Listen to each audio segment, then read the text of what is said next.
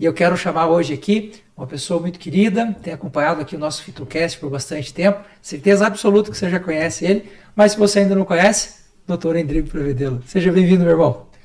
Vocês já me viram aqui, né? Não deixo isso aqui de jeito nenhum, porque eu amo esse trabalho aqui. Sempre que a gente puder conversar aqui, engrandecer a conversa em cima de conteúdos que façam crescer o seu conhecimento desse lado aí da câmera, eu acho que pode contar comigo. Sempre muito bem-vindo. E hoje a gente vai falar sobre um assunto muito interessante que pega a medicina. Eu acho que quando a gente fala a palavra medicina, vem muito à cabeça da gente médico. Então eu vou usar a palavra saúde, que a saúde ela é mais global, ela é mais holística e ela pega um conjunto de profissões maiores do que a medicina. Porém, contudo, entretanto, você é médico, no final das contas, né? E a gente vem de uma formação, eu na nutrição, você na medicina, de uma formação muito cartesiana, uma formação, a ideia do cartesianismo, né? Descartes, René Descartes foi um dos filósofos que deu o pontapé inicial, porque hoje a gente chama de ciência, e Descartes tinha um método que era assim, você pega o todo, divide em partes, estuda a parte, depois projeta para o todo de novo. E isso cresceu muito dentro da ciência. E o método científico, de uma forma geral, ele ainda é muito assim, né? Isso aqui é científico, o que significa? Que o Endrigo testou lá em Curitiba e que o irmão dele testou lá nos Estados Unidos e que eles chegaram ao mesmo resultado. E isso é lindo, é maravilhoso. O problema são as pessoas. Você fala, mas como assim o problema são as pessoas? As pessoas não são iguais. Você sabe que eu participei do projeto Genoma. Uhum. Eu fui um dos 20 bilhões de pesquisadores que tiveram uma pontinha lá no projeto. E a gente passou praticamente 8, quase 9 anos estudando o projeto Genoma para decifrar essa parte do código genético. O que as pessoas não sabem é que nós fizemos isso de uma única pessoa. Quer dizer, os outros 7 bilhões ela vai fumaça podem ter coisas ali no processo genômico que a gente nem faz ideia. Então, eu vejo que mesmo dentro da ciência, hoje a gente está evoluindo muito para a questão do olhar para o indivíduo e não para a coletividade e aplicar um resultado igual para todo mundo, enfiar a goela abaixo aquilo. Tome 2 litros de água, não funciona para todo mundo. Durma cedo, não funciona para todo mundo. Então eu vejo que a própria ciência hoje está abrindo um pouco mais as portas para isso. E agora vem a parte central, que é o interesse da nossa conversa de hoje, que é as instituições que recebem os profissionais de saúde, que estavam muito fechadas na questão científica, hoje já aceitam receber dentro dos hospitais, por exemplo, o pastor, o padre, o cara de terapia integrativa e não sei o quê. E as próprias terapias integrativas, elas cresceram muito e muitas delas, na sua imensa maioria, não tem nada de ciência. Mas então eu vou jogar fora. Não. Veja, o caso da fitoterapia, por exemplo. A fitoterapia, 98% do que a gente usa na fitoterapia não é científico. Só que o recorte temporal que a gente tem de observação daquela planta é de 3 mil anos. Tipo, o que os caras fizeram com alecrim desde os egípcios? Pô, se em 3 mil anos você não aprendeu nada sobre alecrim, vá tomar banho, né? Então, eu acho que hoje a gente tem uma ideia dentro da saúde que tem crescido bastante, que é essa ideia do integrativo. E você fez uma viagem recentemente ao Oriente, né, à Ásia, aliás, e você viu coisas, entendeu coisas, teve essa coisa do contato com outro povo, que tem uma mentalidade um pouco diferente em relação à saúde. E eu gostaria que você contasse pra gente um pouquinho dessa tua experiência, porque quando a gente ouve a experiência do outro, a gente viaja junto, né? Eu adoro compartilhar esse tipo de situação, que desde que eu voltei de lá, eu tenho a sensação de que eu fui para um curso, obviamente, não vivi os perrengues da sociedade como um todo, mas, no entanto, eu vi coisas que não é da nossa cultura, e eu falo assim, como a gente está longe de atingir alguns parâmetros de cultura como sociedade, que lá já atingiram e aqui não. Não estou dizendo que nós somos primitivos, né? Pelo contrário, nós temos coisas e formas de entender algumas coisas que lá não se tem, né? Essa coisa de você abraçar, de você cumprimentar com a mão, né? Isso tudo para eles é muito estranho, né? Eles são... A afetividade brasileira é um... Exatamente, mas fora essas coisas, existe um contexto cultural de organização que a gente está muito longe. E é isso que eu vi lá. Você foi para Taiwan, né? Fui para Taiwan, né? Eu fui, peguei a virada do ano no aeroporto, fui para lá, voltei agora tem uma semana e pouco. E a sensação que eu tenho é que eu estava num pedaço do paraíso. Obviamente que isso também eram as pessoas que estavam acompanhando, os servidores que nos ajudaram a conduzir as coisas, mas as aulas e as inspirações que vieram assim, eu acordei cedo, dormi em alojamento, em madeiras assim, com um colchonete, corpo doendo, mas eu sentia que eu estava no paraíso. É bem aquela coisa assim de parece que esqueça um pouco do corpo. Vamos elevar o espírito. E isso foi fantástico. Você fez tipo um mês sabático, assim. Foi 23 dias de viagem por toda Taiwan, conhecendo cultura, algumas questões de crenças, algumas questões de saúde, o convívio ali, né, de alguns setores e a história pela qual eles passaram, né? E a história que a gente sabe, né, mistura com a da China, mas eles não se misturam tanto. Ao mesmo tempo, existe um museu de cultura da China dentro de Taiwan com peças de 3.000 anos atrás. Você fala, gente do céu, cara.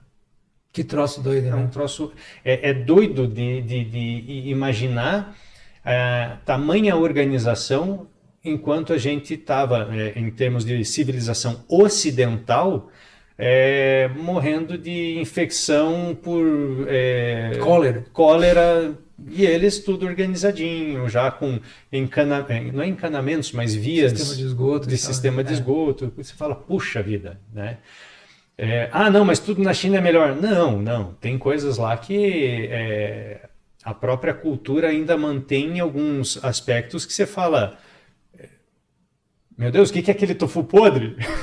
Coisa horrível. Coisa ruim. Aquele ovo... Cara, vou falar um negócio pra vocês. Se tem um negócio nessa terra que eu experimentei que é ruim demais, é o tal do ovo de 1.000 anos. Eu experimentei. Eu não sei se eu dei azar de comer um que tava mega estragado. Mas só pra você entender o que é o ovo de 1.000 anos. Você faz o processo lá de choco do ovo, a galinha nasce em 21 dias. O cara, no 17º, 18º, ele tira do ninho da galinha, passa uma massa naquele troço, enterra aquele trem, e aquilo fica lá um tempo, e daí depois você tira e come. Jesus Cristo! Mas eu entendo, eu como chucrute, tá? Eu entendo. Tem gente que abre o chucrute e fala, nossa, isso aqui tem cheiro de pão! Pra mim é maravilhoso. Não, o próprio blue cheese, né? O gorgonzola tem cheiro de chulé. Então não dá para julgar dessa forma, né? Sim. Mas existem coisas assim que, no momento em que eu cheguei lá, uma coisa que muito curiosa, lá é o país do bubble tea, aquelas pérolas de tapioca que tem em chás de diversos sabores e tal. Compramos lá, andando na rua, conversando com os amigos, tal, visitando algumas lojas, de repente acabou, vou jogar no lixo. Você não encontra lixeira pública. Ué? E você fala, não, mas e é tudo limpo lá. E eu falei para das pessoas que é taiwanês tradutor, né? Falei, cara, onde é que eu jogo isso aqui? Ele fala, entrega ali numa loja. Eu falei, mas eu não comprei naquela loja. Eu falei, mas entrega lá naquela loja. Melhor do que deixar aqui no chão, jogar no chão, alguma coisa, né? Eu falei, mas sério mesmo? Sério. Amassei o copo, cheguei lá, posso jogar no lixo? O cara, pode deixar comigo. Se é obrigado. Como assim? Obrigado por descartar o teu lixo, que estranho. Tá, né? Eu achei que o cara ia falar, fechar a cara, falar, tá aqui, me dá aqui, jogar, sei lá. E ali eu perguntei pro cara, nossa, o cara até me agradeceu de eu ter deixado o lixo com ele. Claro, você não tá sujando a cidade que é dele. Que massa, cara, olha o nível de consciência, velho. Mas daí eu falei, mas por que não põem lixeiras assim? Ele falou assim, se a gente puser lixeira, vai ter que alguém tirar. Esse alguém que vai tirar, ele vai trabalhar de graça? Não. Não, alguém vai ter que pagar. Quem que vai administrar o pagamento dessa pessoa? Se alguém vai ter que administrar, são 2 gastos para uma pessoa tirar o lixo, né? Uma que tem que coordenar, outra tem que conferir, outra tem que de fato tirar. E se isso for ineficiente, não é mais fácil você levar para casa e jogar fora? Eu falei, nossa, cara. Putz, essa ideia podia migrar ali para a Índia, Bangladesh, Pra aquela nós. região, cara. Para nós. Ou um lugarzinho que eu vi Não, que é triste. Mas Bicho. o que ele me falou disso aqui é que eu acho que foi a grande moral da história. Ele falou assim, aqui o nosso governo, ele serve para fazer as coisas de fato necessárias. Aquilo que o indivíduo tem que fazer por ele mesmo, o governo não se mete. Isso aqui é obrigação do indivíduo e a gente aprende a fazer isso. Então, se o indivíduo coletivamente faz as coisas que eles precisam, o governo fica só para decidir coisas e tomar direções de onde vai investir e tudo. Não fica mexendo em soluções de lixo. Por exemplo, a educação pública, eles têm. Mas o que acontece com a educação pública? Existe toda uma coletividade dos pais e da comunidade para decidir o que vai ser feito naquele ano. Que massa! E eles estão lá despontando entre os primeiros da educação sempre, cara. Sempre. Hong Kong, Xangai, Taiwan, esses caras estão sempre no topo. Então, o envolvimento que eles têm do indivíduo com a coletividade, daí você fala, nossa, isso aqui é um país de pessoas iguais. Ele falou, cara, toma cuidado com o que você fala aqui. Porque eles são vizinhos da China. Sim. E a China é comunista. Então, eles têm um governo que impõe, e essa que foi a diferença que... Né, eu não quero fazer julgamento de partidarismo ou coisa Nada assim. disso, Mas concordo. o que acontece lá? Existe um governo que impõe o comportamento. E eles são completamente capitalistas. Só Sim. que eles falam assim, se você faz um capitalismo de igualdade e as pessoas individualmente se erguem, esse capitalismo nunca vai ser selvagem. Falei, nossa, cara, parece que... É um nível de consciência. É um nível de consciência. Daí o que eles falam assim? Em Taiwan, o indivíduo tem a consciência e aqueles que não têm, eles ajudam a reerguer a consciência. Porque coletivamente eles eles têm um senso de, como é que chamam? Senso de coletividade, mas um senso de educar o próximo, de cuidar do próximo. De pertencimento, talvez. Porque é de pertencimento. Porque se aquele indivíduo se tornar um delinquente, vai ser um problema para a sociedade e para ele também.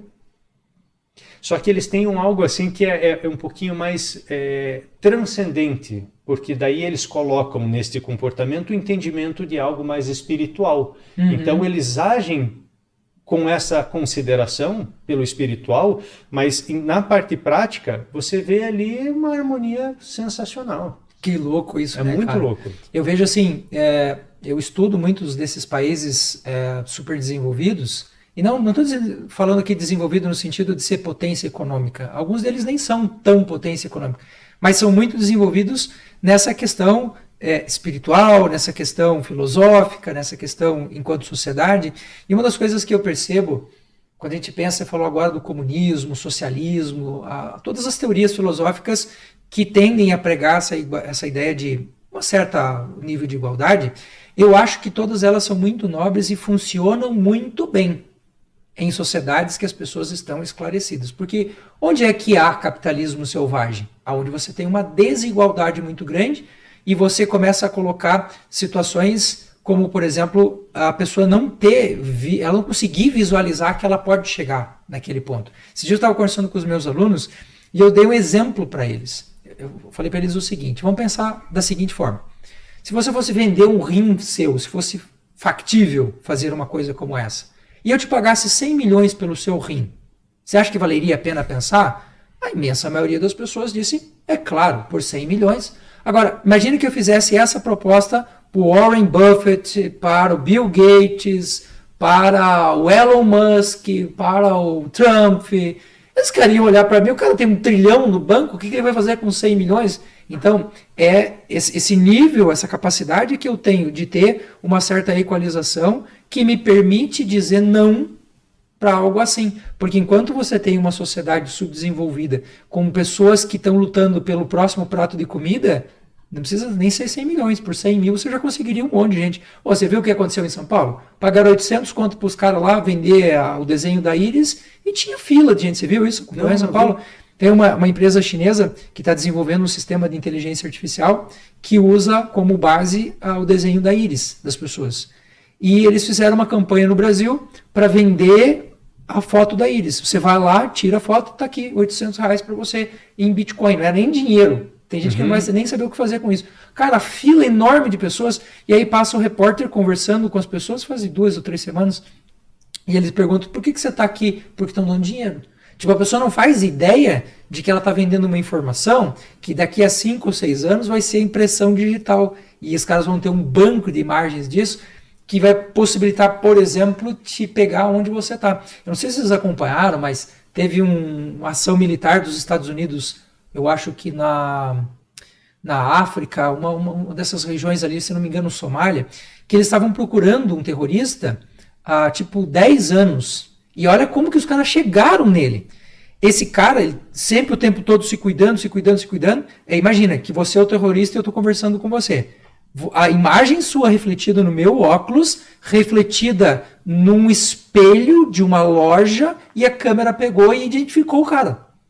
Quer dizer, o que impede de eu encontrar você amanhã pela íris do teu olho e você for lá e vendeu isso por 800 pila? Então, eu acho que as pessoas, quando a gente vai pensar nessa ideia de igualdade, para mim faz muito sentido quando a gente tem uma população rica, não só no sentido financeiro, mas filosófico, espiritual, porque daí você tem essa ideia de pertencimento.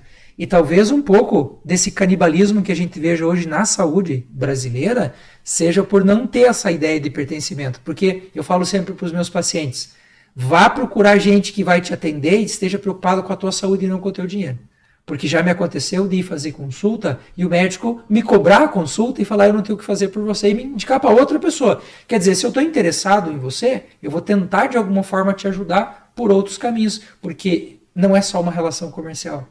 Aí me parece que isso Taiwan, você sentiu um pouco disso? Sim, esse senso de pertencimento, eles falavam muito eles chamam de lei de causa e efeito, que é como se a gente falasse de karma, como se a gente falasse do desenvolvimento do pecado. Então, a religiosidade deles transformavam o comportamento deles numa sutileza de que até as decisões que eles iam tomar em relação a influenciar os outros sempre está sendo considerada. Então, se o cara vai fazer um barulho aqui, ele vai pensar se vai incomodar os vizinhos, se vai incomodar os espíritos, se vai incomodar o irmão, as outras pessoas. Então, tudo que eles fazem não quer dizer que eles não façam coisas erradas em algum momento, mas logo vem, opa, não devia ter feito isso, desculpa. Então, essa preocupação com o outro dá uma sensação estranha de você andar com um celular, com aqueles... Imagine, eu estava com o meu ES23, conversando ali, mostrando, pedindo para uma pessoa fazer uma gravação para mim, me distanciando... E as pessoas curtindo aquilo, querendo ajudar, tudo. Qualquer situação que a gente veja isso no Brasil, em situações de grandes centros, o celular já sumiria, né? Ou você ficaria com medo tremendo, né? Ou medo tremendo, né? Aquela coisa do furto, de pegar. E veja, a gente estava em 46 pessoas. Não era só um grupo, a gente se espalhava. Não aconteceu nada com ninguém, né? A gente não viu... Aliás, era engraçado porque a gente não via a polícia. Que louco, eles falaram, não, a polícia aqui, eles servem bastante para coordenar trânsito e para educar. Então você não vai ver onde tem grandes centros, aqui não vai ter crime. Por quê? Porque as pessoas se ajudam. Eles vão aonde, por exemplo, vão fechar uma rua para fazer um casamento, eles que vão cercar, é eles que vão fazer, é isso que eles fazem. Eu falei, puxa. Eu vi isso no Japão, o policial sem arma, cara. Eu falei, como assim, velho? Que jeito que o cara não tem arma? Não tem arma.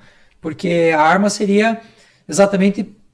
aquela coisa do bom senso, né? A lei só é necessária onde não há bom senso. Não há bom senso, eu tenho que impor a lei. A gente estava discutindo esses dias, agora está na mídia aí a questão do pessoal com a motocicleta com o escapamento aberto, fazendo aquela aceleração, aquele corte de giro e tal.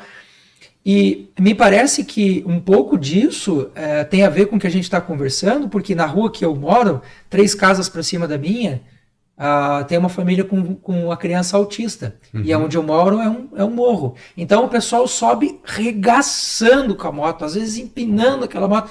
E Tá, beleza. Você vai conversar com o cara fala, não, tô testando as minhas habilidades, não sei o quê. Cara, é contra a lei, tá errado. O que você tá fazendo é um inferno na vida, porque eu escuto. Imagina, tá 3 casas da minha. Dentro da minha casa eu escuto os berros da criança. Quer dizer, coloca uma pilha na cabeça da pessoa porque você está se sentindo tranquilo? Porque você está gostando? Cara, onde é que está o senso de pertencimento nisso? Eu tive um professor que contou um exemplo uma vez que eu achei sensacional, assim, do ponto de vista dessa coisa do pertencimento.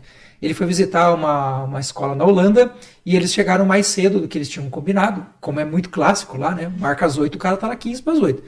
E eles chegaram e o estacionamento estava ainda vazio. O prédio está aqui e o cara estacionou o carro lá. Aí ele falou, desculpa, a gente chegou cedo, o estacionamento está vazio, por que diabo você colocou o carro tão longe? Olha a paulada, a gente tem que aprender com essas coisas. A resposta dele foi assim, porque a gente chegou com tempo e dá para caminhar de lá até aqui sem problema nenhum. Se chegar alguém atrasado, ele pega essa primeira vaga, que dele não tem que correr. Cara, olha isso, velho. Legal, né? Porra, faz a gente pensar um pouco, faz a gente tentar entender um pouco a nossa sociedade. E assim, de novo, vai ter gente que vai pensar que a gente está aqui para descer o pau no nosso país e falar bem dos outros. Não é isso. Não é isso. A gente está tentando buscar exatamente soluções para que a gente passe a ter um nível de desenvolvimento que faça sentido para todo mundo. Né? Numa situação como essa, num Taiwan da vida, claro que tem crime. O ser humano tem uma coisa ruim, a gente às vezes nasce com um trem ali que não dá para controlar. Mas essas sociedades, as cidades que eu fui visitar desses países mais desenvolvidos, cara, a cidade que eu fui estava 24 anos sem um crime, velho. Aí você fala, como assim? Ele falou, não, 24 anos sem crime. A gente usa a cadeia aqui para tipo, fazer curso, treinamento, porque não tem, cara, os caras não usam. Então, olha que interessante que aconteceu lá em Taiwan, porque lá em Taiwan é uma ilha, e ela não tem mais para onde crescer. Então, qualquer terreno lá é muito valioso. Um lugar como o tamanho da área que a gente faz podcast, 2 andares ou 3 andares, porque eles aproveitam para cima, é quase R$500.000, R$1 milhão. Cara. Uma coisa é muito valioso o terreno lá. E o pouco que tem para produzir, você vê áreas plantadas assim, casa que tem quintal não tem quintal se não for para plantar alguma coisa. Tem que ser útil. E é muito interessante. Putz, eu ia trazer até para você aqui. Tudo que sobra de uma planta, de uma árvore que é usada, ou eles secam para fazer chá, ou eles secam para fazer fruta, ou eles secam para fazer o chá para colocar a fruta para depois secar e deixar ela saborizada, e empacotam e vendem, e fazem, e todo o comércio local absorve essas outras coisas, e sobrou para eles ou vão fazer exportações, ou alguma coisa que eles vão fazer, mas não tem desperdício de comida, não vai ter desperdício, é impressionante.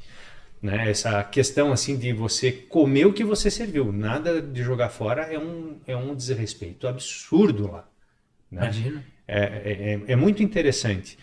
E uma das coisas que mais me chamou a atenção, a gente foi num templo e assim, brota templos ali, assim, você está numa estrada, você vai ver um templo, aqueles templos assim com dragões e tudo mais, e logicamente as figuras... Lindos, né? As figuras religiosas deles, né?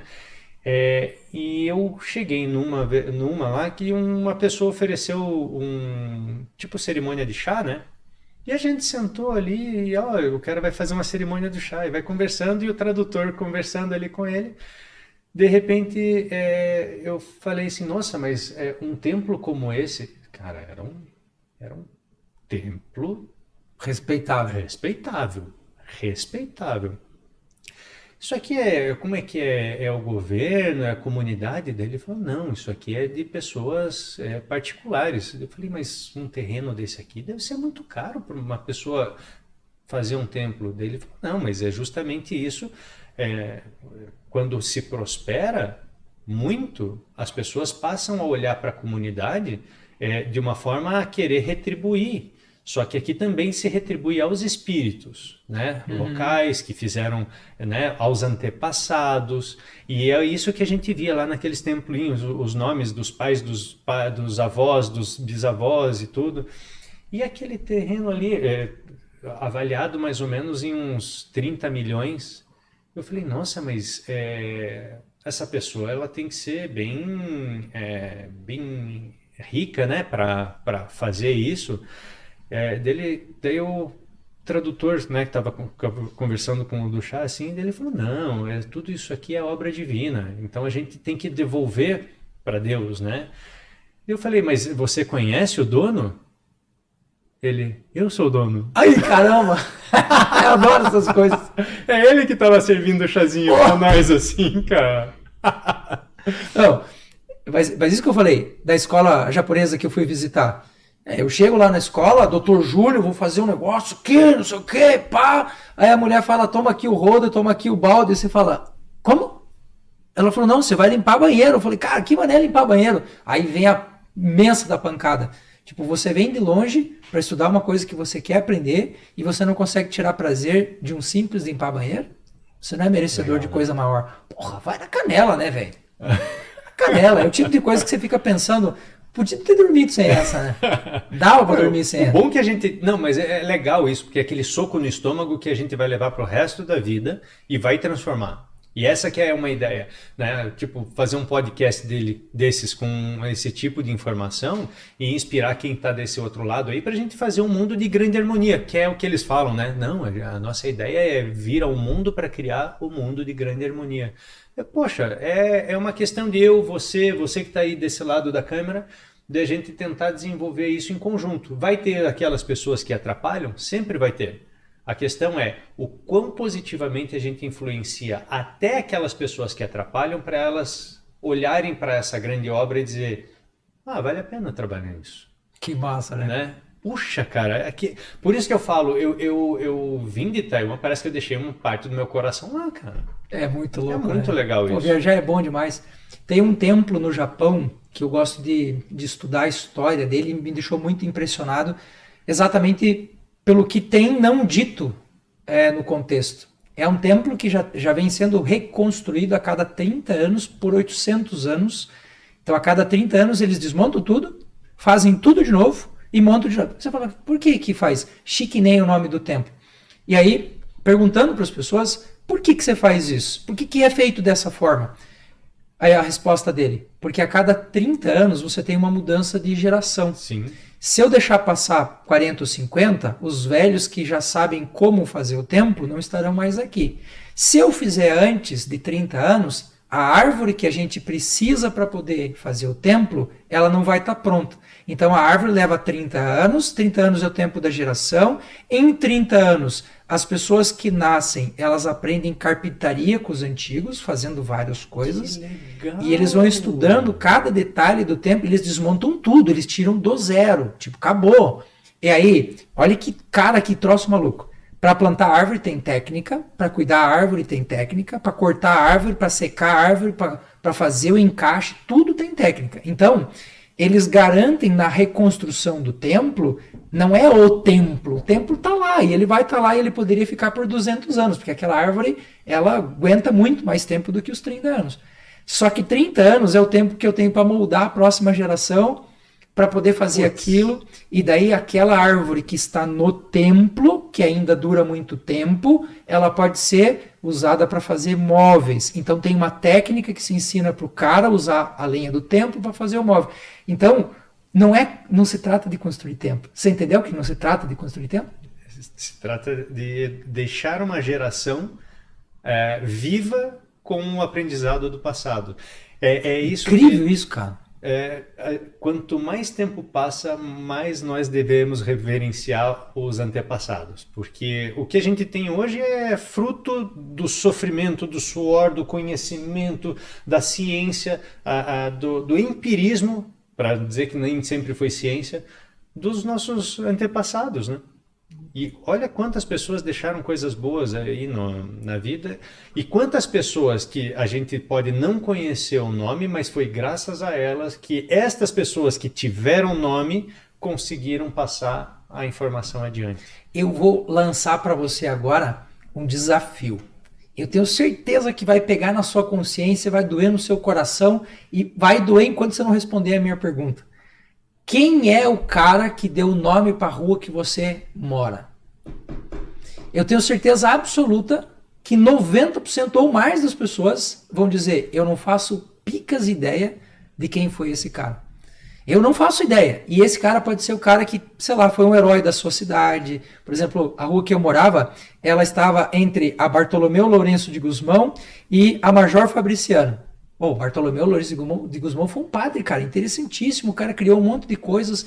Aí eu morei numa outra chamada Fra Angélico. Pô, sabe quem foi Fra Angélico? Foi um frade que inventou um monte de coisa e tal. Então, é o tipo de curiosidade que começa a doer na alma, porque você fala, cara, eu moro na cidade, eu não sei porque que meu bairro se chama isso, eu não sei porque minha cidade tem esse nome, eu não sei o que esse cara da rua significa. Major Fabriciano do Rego Barros foi um baita de um bombeiro, herói, cara, ele recebeu promoção por aclamação, não por tempo de serviço. Então a gente começa a ver, né, que quando as pessoas criticam a filosofia, criticam a história, né, os meus alunos falavam isso. Professor, o que eu vou fazer com essas ideias velhas? Que não é ideia velha. Aquilo que você está pensando hoje é porque lá atrás um grego, um romano, um africano, um chinês pensou aquele negócio e você acha que ela é tua. Não é. E tem aquela coisa, né? Planta que não gera raiz comprida e forte é arrancada com facilidade. Pessoas que não se envolvem com a sua própria história, com o seu próprio sangue, com a história da sua comunidade, com a história da sua civilização, com a história local que sequer não cria vínculo, é moldada, é tirada do seu... vira manipulação na mão daqueles que conhecem a história. Né? Você veja, agora você me falou um negócio que me veio uma passagem bíblica na mente. Independente se você é cristão ou não, se você acredita ou não, a filosofia, a ideia é muito poderosa. Tem uma passagem da Bíblia que Jesus visita uma determinada cidade e na saída dessa cidade ele está com muita fome. E ele vê um pé de figueira. E esse pé de figueira estava frondoso, bonito. E ele chega e não tem um único figo. E ele fala para os seus discípulos, peguem o machado e cortem essa porcaria, joga fora. Você fala, cara, mas a árvore está bonita, está legal. E aí vem a explicação que aí uma pessoa, um estudioso da Bíblia, um dia perguntei para ele, ele falou, mas por que dessa passagem da figueira, assim, assado? Ele falou assim, a figueira, ela só dá folhas nessa característica quando ela já está com frutos. Portanto, folha é signo de fruto. Se você tem folha e você não tem fruto, você é uma fraude. Você merece um machado. Se você parece uma coisa que não é, você merece um machado. Você sabe que esse tipo de coisa dói, cara. É verdade, porque isso também cria um senso um posto, né? Um senso de você tomar o seu posto. Qual é o seu posto na sociedade? Qual é o seu posto na família? Qual é o seu posto na sua profissão? Porque se você não faz o que lhe é digno, você não tem dignidade. Né? Eu acho que essa é a moral de tudo que a gente vê e tudo. Sabe que lá quando a gente foi estudar um pouco essa coisa, indo para a área também da saúde, e que a gente viu a parte de massagem, a parte de alguns pontos, toda essa parte mais prática, terapêutica, a pessoa falava assim, todo mundo que você está tratando, ele tem uma função na sociedade, ele tem uma função na história, mas ele também tem, às vezes, uma missão de vida que a gente não sabe. Então, independentemente se a pessoa é um inútil, se é um bandido, se é uma pessoa nobre, se ele buscou você para tratar algo, trate como se fosse um ser, eles chamam de Buda, né? Como se fosse um espírito iluminado que está adormecido, que às vezes ainda não criou. Por quê? Porque não cabe a gente fazer o julgamento. E isso me lembrou também da promessa dentro da medicina, né? Porque isso faz parte da medicina dos juramentos de Hipócrates. Só que eles levaram para uma questão espiritual aquilo que eu sempre vi de um lado meio que de regra.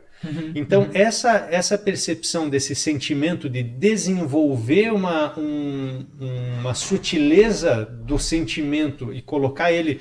Parece que você age com o coração e não simplesmente porque está sob as regras. Aliás, é exatamente isso que define espiritualidade. Tem gente que, quando a gente fala de espiritualidade, já leva isso para dentro da igreja ou do templo. Como se isso tivesse a ver com religião. Gente, religião é uma dimensão. A igreja é uma dimensão da espiritualidade. Espiritualidade nada mais é do que a busca pela essência, por aquilo que você tem que te torna ser humano, né? Veja um exemplo. Eu tenho um corpo aqui que está morto, sem vida, e eu tenho um corpo que está vivo.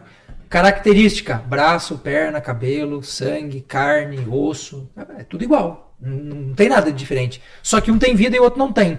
Esse aqui perdeu a essência, perdeu aquilo que a gente chamaria de espiritualmente ser humano. Tanto que se você for pegar o Código de Direitos Humanos, você vai ver que lá está escrito defesa da pessoa humana. Você fala, os caras sendo redundantes, eles não conhecem nada da língua portuguesa. Se a pessoa é humano, pessoa é biológico, humano é essência, é vida. Por isso que aí você fala da ideia de igualdade, né? Existe uma discussão até dentro da própria filosofia em relação a isso, que é assim, cara, querendo ou não, se você sabe mais de medicina do que eu, você é superior ao que eu sou. Ponto final, acabou, não tem discussão. Então, em relação à medicina, você é superior. E o que você fala tem que valer mais do que o que eu falo. E aí a gente começa a ver uma coisa hoje no Brasil, que eu acho que o médico, o nutricionista, o farmacêutico, enfim, eles incorporaram tanto isso que isso virou autoridade, do tipo, então sou eu que mando. Não, peraí, calma. A gente pode discutir, a gente pode dialogar, porque no final das contas, quem é o maior interessado na saúde quando ele te busca? É a pessoa, e não o médico, não o nutricionista, não o farmacêutico. Então, eu ajo como um instrumento de autoridade, mas não impondo essa autoridade, discutindo, dialogando. E às vezes eu vejo situações assim, e me aconteceu de uma maneira bem recente, uma situação em que a pessoa foi numa médica e ela discutiu lá uma certa questão, e essa pessoa ficou desconfortável com o que a médica disse e veio me pedir uma segunda opinião sobre nutrição. Olha, querido, desculpe, eu não sou o melhor cara do mundo, mas eu estudo isso, eu vivo isso, eu dialogo com isso todos os dias. E eu dei a minha opinião. Cara, e a mulher ficou enfurecida. Ficou enfurecida. Ou a médica? A médica ficou enfurecida. Eu falei, eu não estou impondo nada. O que eu estou oferecendo é uma outra opção, com uma outra versão, do jeito que você está propondo, que ela use esse remédio para baixar esse colesterol, a gente pode fazer pelo viés da fitoterapia. E a mulher ficou louca comigo, por quê? Porque ela disse assim, porque não há ciência no que você está dizendo. Deixa eu explicar uma coisa para você, que talvez não faça sentido ainda, mas vai fazer sentido quando a gente vai olhar essa coisa da filosofia chinesa, da medicina chinesa, enfim. No Brasil e no Ocidente, de uma forma geral, a gente tem farmacodinâmica, farmacocinética, dois movimentos que estudam a absorção de um composto, a movimentação desse composto no corpo, a ação num determinado tecido, o metabólito saindo do corpo. Cara, isso é lindo, lindo, lindo, lindo. Ácido acetil salicílico, vou pegar aqui um componente só. Uma planta sozinha tem mais de 300 componentes. Não há a menor possibilidade que dentro da ciência, como nós a temos hoje, a gente compreenda totalmente os mecanismos do uso de uma camomila. Não tem. Porque, cara, para você estudar um elemento na farmacodinâmica e farmacocinética, você leva 10 anos para fazer a aprovação. Você tem que isolar todas as variáveis, né? Isso Exatamente. É impossível. Isso é impossível. Agora você vai jogar fora toda a teoria. Aí o exemplo que eu dou para matar a charada. E a gente encerra o assunto aqui com isso. Imaginem que, dentro da nutrição, eu saiba que o endrigo, para sobreviver, precisa X de vitamina E, X de vitamina A, X de ferro, X de zinco. Eu sei tudo. São 61 elementos que compõem o que o corpo humano precisa para funcionar. 61. Eu pego todos eles, coloco numa balança e peso tudo certinho e dou para você. Funciona? Não. Sabe por que não funciona? Porque a gente não tem ideia de como é que o ferro ele conversa com o zinco. A gente não tem ideia de como é que o zinco conversa com não sei quem. Então não se trata de saber exatamente o que cada um faz individualmente. Cara, comer é complexo, viver é complexo, relacionamento é complexo. E a fitoterapia, ela é essa complexidade que a ciência não aceita. E aí eu entendo a médica quando ela diz, não há ciência no que você está falando. E eu respondi para ela, realmente não há, mas há resultado. O método que se utiliza na fitoterapia é o método analítico, gente, é o método de resultado. E nisso, os chineses, os taiwaneses, essa galera mata a pau. A China, a Índia, esses caras matam a pau. E aí o Ocidente fica preso atrás de uma redoma, achando que nós somos a última bolacha do pacote, que nós temos a solução para tudo, enquanto tem lá 4,5 bilhões de pessoas fazendo uso de uma técnica, tendo resultados com ela que a gente não tem. E aí, eu quero direcionar aqui uma pergunta interessante para você que é médico, com formação ocidental, cartesiana, como a minha, e que tem essa expansão de consciência em relação à espiritualidade.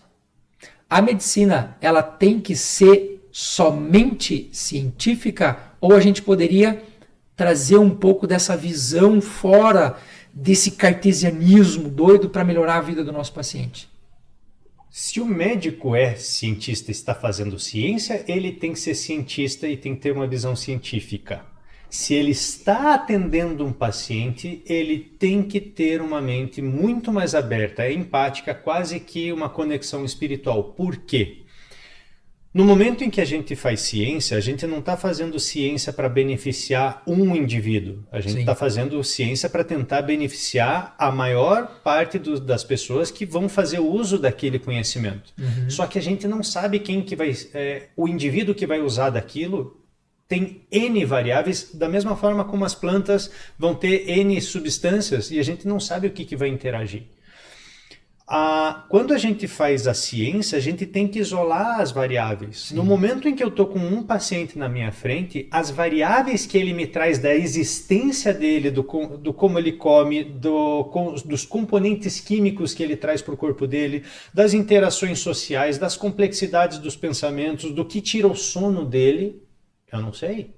Eu não tenho como colocar isso num aparelho e medir.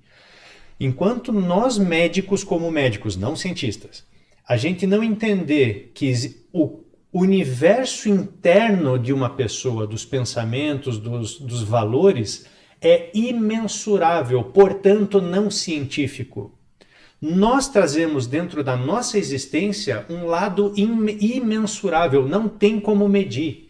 E isso torna a existência humana não científica. Mas a ciência ela é importante para o ser humano para tentar entender as manifestações da existência humana, da física, da química, das interações energéticas, para desenvolver, além de tecnologias, essas coisas que a gente já sabe que para não cair em manipulação, que aconteceu na era medieval, quando existia uma instituição que determinava e impunha uma verdade e as pessoas não sabiam mais o que era falso e o que era verdadeiro. E aí precisou-se medir para dizer, epa, isso aqui eu estou tendo um resultado diferente do que você está me dizendo, então você está mentindo, você está querendo me manipular. Mas a ciência, ela é uma ferramenta. Eu não posso, como médico, virar a religião da ciência e dizer tudo que está fora daqui não existe, porque eu estou limitado à própria existência. Eu estou limitando a minha existência. Por quê? Porque o meu pensamento eu não meço. Sim. Eu não consigo medir a dor de uma outra pessoa. Eu consigo ver manifestações neurológicas. Mas eu não posso dizer que a dor dele é maior do que a minha por um beliscão que eu dei. Então isso é completamente intuitivo. E eu só reconheço o complexo do outro porque quando eu testo em mim, acontece. Só que não é porque não acontece comigo porque não seja verdade. Não é só porque eu não vejo algum tipo de crime acontecer que ele não acontece.